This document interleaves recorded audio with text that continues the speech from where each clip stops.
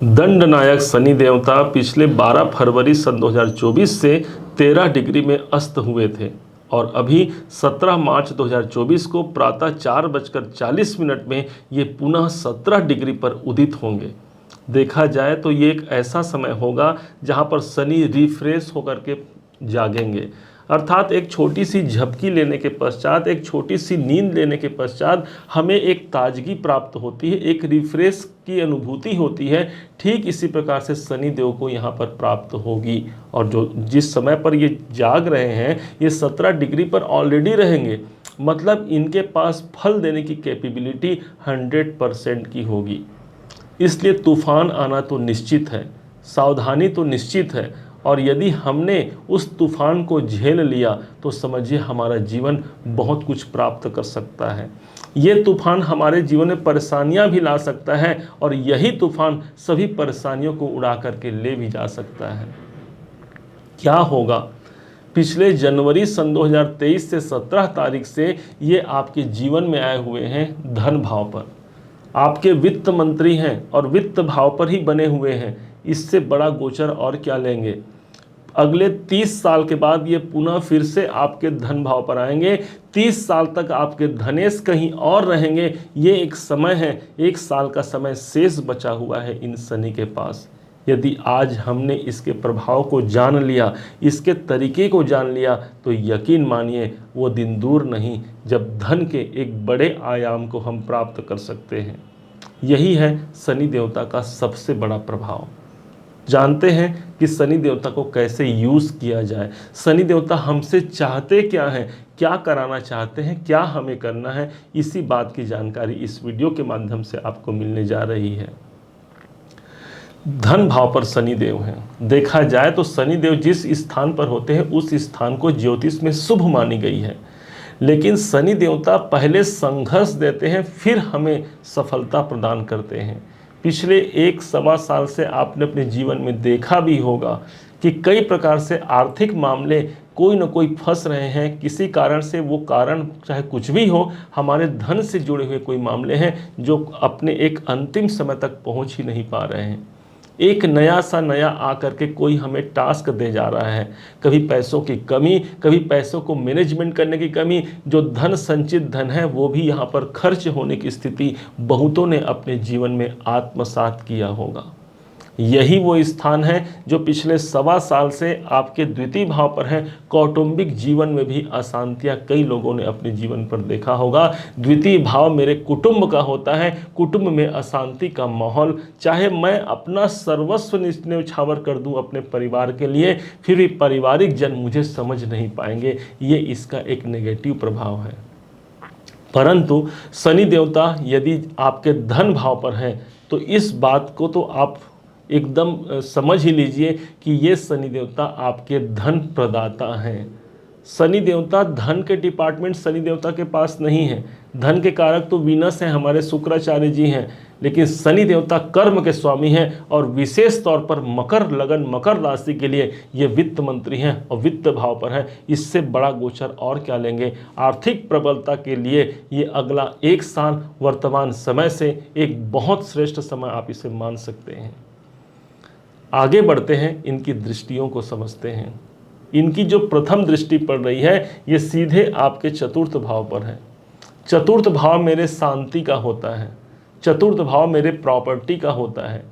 इस समय पर एक नया टास्क आपको प्राप्त होता है। काल पुरुष की कुंडली में तीसरा घर जो होता है वो चैलेंजिंग सिचुएशन का होता है। मतलब कोई शांति यदि कुछ समय के लिए प्राप्त हो भी रही है, फिर एक नया अशांति आकर के मुझे प्रताड़ित कर जा रहा है। किसी न किसी कारण से ये मन बड़ा अशांत चल रहा है इस समय पर, ऐसा जान सकते हैं। शनि की दृष्टि तीसरे घर पर है। हमें उस भाव को मैनेज करने की आवश्यकता रहेगी। वो प्रॉब्लम रहेगी, शांति नहीं रहेगी, लेकिन उसके बाद भी ये शनि हमें बहुत कुछ तभी देते हैं जब तक वो सोना निखर नहीं जाता। एक सोने को जब तक बार बार जलाया जाता है, बार बार उसे गलाया जाता है, उसके बाद ही उसमें चमक आती है। ठीक इसी प्रकार शनि देवता चाह रहे हैं कि भाई आपके जीवन में अभी शांति नहीं है, कर्म करो, कर्म करो, मेहनत करो, परिश्रम करो, मैं बैठा हूँ तुम्हारे जीवन को चमकाने के लिए। और शायद इसी कारण से इनकी चतुर्थ दृष्टि, तीसरी दृष्टि चतुर्थ भाव पर बनी हुई है। ये चतुर्थ भाव जो स्थान होता है हमारी प्रॉपर्टियों का होता है। बहुत से मकर लगन, मकर राशि के भाई बहन ऐसे होंगे जो इसी दरमियान में प्रॉपर्टी से जुड़े हुए काम जरूर प्रारंभ करेंगे या फिर प्रॉपर्टी में इन्वेस्ट जरूर करेंगे। चतुर्थ भाव धन के स्वामी की दृष्टि होना, हमारा पैसा प्रॉपर्टी में लग सकता है, अर्थात इसे अच्छा ही मानेंगे। प्रॉपर्टी बढ़ोतरी के दृष्टिकोण से यह गोचर आपका सपोर्ट करेगा, लेकिन अशांतियां हैं जो साथ नहीं छोड़ेंगी, ये हमारे संग संग चलेंगी। अगली दृष्टि इनकी जो सप्तम दृष्टि है वो सीधे आपके अष्टम भाव पर पड़ती है। अष्टम भाव मेरे रुकावटों का, मेरे बाधाओं का, मेरे डिप्रेशन का, मेरे तनाव का। लेकिन भूलिए मत, अष्टम भाव ही हमारे जीवन के परिवर्तन का होता है। ये वो स्थान है जो हमने यदि उस प्रॉब्लम को सहन कर लिया, उस बाधाओं को सहन कर लिया, उस परेशानियों को सहन कर लिया, तो बदलाव मेरे जीवन पे यही शनि ला करके देंगे। इनकी दृष्टि अष्टम भाव पर पड़ रही है, जो आगामी पूरे के पूरे 1 साल तक सबसे अधिक प्रभावी और मजबूत रहेगी। समझिए इस बात को, इस हमें समझना पड़ेगा। हमारे सबसे अधिक जुनून को प्रदर्शित करता है सप्तम भाव। राजा हरिश्चंद्र को देखिए, क्या था उनके जीवन में। एक राजा थे हरिश्चंद्र, उनके जीवन में कई प्रकार से विपत्तियां आई, शनि की दशा उनको प्रारंभ हुई, शनि के प्रभाव के कारण कई प्रकार से विपत्तियां आई। उनके पत्नी को उन्हें बेचना पड़ा, पुत्र भी नहीं रहा, लेकिन अंततः उसने अपने कर्म का साथ नहीं छोड़ा और अंत में आप सब जानते हैं यही राजा हरिश्चंद्र परीक्षा में उत्तीर्ण हो जाते हैं और इस पूरे भूतल के सम्राट बन जाते हैं। तो जिसकी कामना है, जिसका लक्ष्य वो सम्राट बनने की है, उसको ये छोटे मोटे प्रॉब्लम से अधिक परेशान नहीं होना चाहिए। हमें तो भाई सम्राट बनना है, एक ऐसा शासक बनना है जो स्वयं अपना हित करे और दूसरों का हित करे। जब जिस दिन आपके अंदर ये मानसिकता आ जाती है, आप अष्टम भाव को जागृत कर जाते हैं। अष्टम भाव पर उनकी दृष्टि पड़ रही है। ये स्थान है रिसर्च का स्थान है, खोज करने का स्थान है। हमें रिसर्च करने की आवश्यकता है कि मुझे और क्या बेहतर करना है अपने धन की वृद्धि के लिए, अपने कार्य क्षेत्र में सफलता के लिए। जो जो भी कार्य करने होंगे उसके लिए मैं तैयार हूँ, ऐसे आपको सोच करके आगे बढ़ना है। यही आपका अष्टम भाव है। प्रॉब्लम देंगे, अष्टम भाव पर दृष्टि है, कई प्रकार से प्रॉब्लम आएगी। हमको कंफर्ट लाइफ में रहने नहीं देंगे, हमें कंफर्ट जोन से हमेशा बाहर रखेंगे। ठीक है, क्या हुआ, आज यदि कोई पौधा हम रोपित करते हैं तो क्या उसका फल हम आज खा पाते हैं? आज हमने पौधा लगाया, पानी दिया, खाद दिया, कितना परिश्रम किया उसे बड़ा बनाने में, और एक दिन आता है कि वो बड़ा वृक्ष बन जाता है और उसके फल को हम भी खाते हैं और सारे लोग उस फल को तोड़ करके अपने प्यास को, अपनी भूख की तृष्णा को मिटा पाते हैं। जब ये प्रभाव, इतना बेहतर प्रभाव अष्टम भाव पर है, तो आज के इस समस्या से कैसे हम दूर रह सकते हैं, इस समस्या से निजात कैसे पा सकते हैं, इस पर हमें देखना है, इसको हमें जानना है, समझना है, और तब जाकर के एक उन्नति का वातावरण जीवन में जरूर प्रदर्शित होगा। ये शनिदेव का वादा है, आपके वित्त मंत्री का वादा है। अष्टम भाव पर इनकी दृष्टि पड़ रही है। अष्टम भाव एक ऐसा स्थान है जो पाताल लोक का स्थान माना गया है। शनि देवता की वहाँ पर दृष्टि पड़ रही है, अर्थात कोई पैसे डूब रहे हैं, पैसे हमसे दूर चले गए हैं, वहाँ से भी पैसे निकाल लेने का सामर्थ्य यहाँ पर शनि देवता प्रदान करते हैं। इनकी 10वीं दृष्टि को जानिए। 10वीं दृष्टि के अनुसार एकादश भाव 11वें भाव पर इनकी दृष्टि पड़ती है। ये वो स्थान हो गया जो आपके इनकम का है, आपके लाभ का स्थान है। कोई भी लाभ प्राप्ति में आपको विलंब आएगी। काल पुरुष की कुंडली में 10म जो स्थान होता है वो स्थान ही हो गया कर्म का स्थान। मतलब हमें काम ज़्यादा कहाँ करना है, एकादश भाव में करना है, जो लाभ प्राप्ति का स्थान है। कैसे मेरी कामना पूर्ति हो, ये आपका जुनून रहेगा। कैसे मेरे कार्य सिद्ध हों, ये आपके संग हमेशा चलता रहेगा। यदि कोई उसका समुचित विकल्प नहीं भी निकल के सामने आ रहा है, फिर भी ये आपका काम रहेगा, आप उससे जुड़ करके रहेंगे। 11वां घर हमें सोशल सर्कल, सामाजिक कार्यों पे जोड़ता है। आपका काम वहाँ होना चाहिए। दूसरों के लिए जब आप हित करने का प्रयास करते हैं, शनि देवता मजदूर के कारक माने गए हैं। जिस प्रकार से एक मजदूर अपना पसीना बहाता है, दिन रात संघर्ष करता है, दिन रात मेहनत करता है, हमें उसके भांति बन करके अपने कार्य क्षेत्र में आगे बढ़ना है।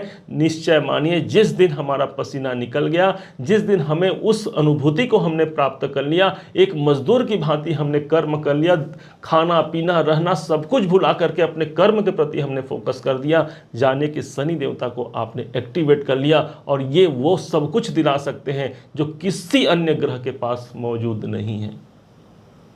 ये है शनि देवता का प्रभाव, जिसको अभी भी 1 वर्ष बचा है। लाभ लीजिए, अपने लक्ष्य पर ध्यान केंद्रित कीजिए। कहाँ आपका उद्देश्य है, क्योंकि शनि को हम उद्देश्य मानते हैं। कहाँ मुझे मेरा लक्ष्य प्राप्त होना है, उसके लिए आपको जुट जाना है। इतना अधिक धन संपदा शनि प्रदान कर सकते हैं, क्योंकि इनकी दृष्टि ही आ रही है इनकम के भाव पर, लाभ के भाव पर। और देख कहाँ से रहे हैं, देख रहे हैं धन भाव से। ये धन, अब ये लाभ, धन लाभ की अधिकता इसी समय पर प्राप्त होने में कोई भी विलंब नहीं है। प्रश्न उठता है, क्या इस शनि के द्वारा हम और अधिक लाभ ले सकते हैं? क्या किस उपाय से इस शनि को हम अच्छा बना सकते हैं? ध्यान दीजिएगा, एक मजिस्ट्रेट की भांति शनिदेव को माना गया है। एक न्यायाधीश होते हैं हमारे शनिदेव। क्या किसी मजिस्ट्रेट को आपने रिश्वत लेते हुए देखा है? क्या कोई न्यायाधीश रिश्वत ले सकता है, या आप रिश्वत उसको देंगे तो उस आधार पर वो आपको निर्णय देगा? कभी नहीं। उसके पास तो जो साक्ष्य होगा, जो उसके पास सबूत होगा, उसके आधार पर ही आपको निर्णय प्रदान करेगा। ठीक इसी प्रकार शनि देवता भी उस साक्ष्य और सबूत देखते हैं कि कितना आपने संघर्ष को सहा है, कितना आपने मेहनत को सहा है, उसके अनुरूप ही आपको पक्ष या विपक्ष में आपके फैसले को ये शनि प्रदान करते हैं। एक ऐसे ग्रह हैं जिनके पास दंड नायक की उपाधि स्वयं देवाधिदेव महादेव ने इन्हें प्रदान किया है, और इसमें किसी का हस्तक्षेप हो ही नहीं सकता। और इसी कारण से शनि को प्रसन्न करने के लिए लाखों उपाय आपको मिल जाएंगे। लेकिन शनि भाई कर्म के स्वामी हैं, कर्मों के अधीन ही रिजल्ट देते हैं। मेरा व्यक्तिगत मानना है कि इन शनि को प्रसन्न करने का सबसे एक महत्वपूर्ण तरीका है, और वो है श्री हनुमान जी महाराज की आराधना, उनका सुमिरन, उनका स्तवन। एक बार शनि देवता के मन में ये भ्रम आ गया कि मैं सबको अपने माया से मोहित कर सकता हूँ, अपने प्रभाव से सबको त्रासित कर सकता हूँ, और इसी भावना से इन्होंने हनुमान जी महाराज पर भी अपनी दृष्टियों का प्रहार किया। हनुमान जी तो हनुमान जी हैं भाई, वो क्रोधित हो गए और अपने पूंछ में शनि देव को लपेट लिए, और तीनों लोग 14 भुवन में उन्हें घसीटने लगे।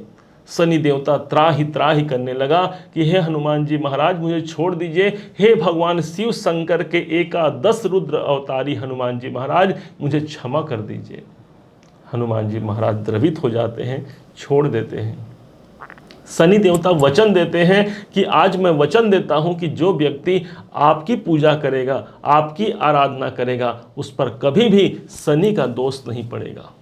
और तब से लेकर के आज तक हम सब हनुमान जी की आराधना इस शनि शांति के रूप में जरूर करते हैं।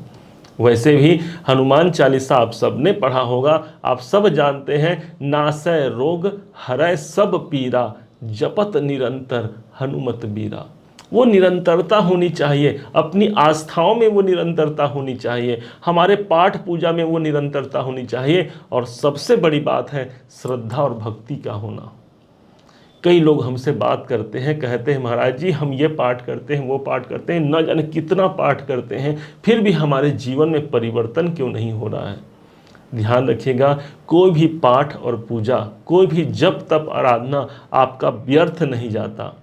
एक संचित गुल्लक में जिस प्रकार से हम सिक्के डालते हैं और जिस दिन वो फूटता है उस दिन कितने सारे हमें धन की प्राप्ति होती है, ठीक इसी प्रकार से हमारे पुण्य कर्म कभी जा ही नहीं सकते। वो अक्षय हैं और एक दिन वो जिस दिन वो निकलेगा, बाहर आएगा, सोचिए उस दिन आपके पुण्य की जागृति कितनी होगी। हनुमान जी महाराज ने शनि देवता को वरदान दिया कि हे शनिदेव, तुम्हारा सारा अंग छिल गया है, इसलिए मैं वरदान देता हूं कि जो भक्त शनिवार के दिन पीपल के वृक्ष में जाकर के उस पर तिल तेल अथवा सरसों के तेल का लेपन लगाएगा, अर्थात तुम पर मलहम लगाएगा, उसके शनि दोष कट जाएंगे। और तब से लेकर के आज तक हम सब हनुमान जी की आराधना तो करते ही करते हैं, संग में पीपल वृक्ष के नीचे जाकर के शनिदेव को दीपक प्रज्वलित करते हैं, उनके पेड़ में, पीपल के पेड़ में तेल अर्पण करते हैं। इसका मतलब ही ये हो गया कि हम कहीं ना कहीं उस शनि के कृपा प्रसाद को प्राप्त करते हैं और अपने जीवन में बहुत तरक्की, अपने कैरियर में श्रेष्ठ ऊंचाइयों को यही शनि देवता के द्वारा प्राप्त करते हैं। उम्मीद है आप सबने इसे समझा है, आप सबने इसे जाना है। यदि आपने इसे समझा है, जाना है, मेरे समझाने का प्रयास यदि आपको सार्थक लगा हो, मेरे समझाने का तरीका यदि आपको सार्थक लगा हो, तो हर बार की भांति इस बार भी अपना प्यार भरा लाइक और कमेंट करना कभी मत भूलिएगा। और हाँ, यदि अभी तक आपने चैनल को सब्सक्राइब नहीं किया है, सब्सक्राइब भी कीजिएगा। पुनः एक बार फिर आप सभी का दिवस बहुत मंगलमय हो, इन्हीं शुभकामनाओं के साथ। जय श्री राम।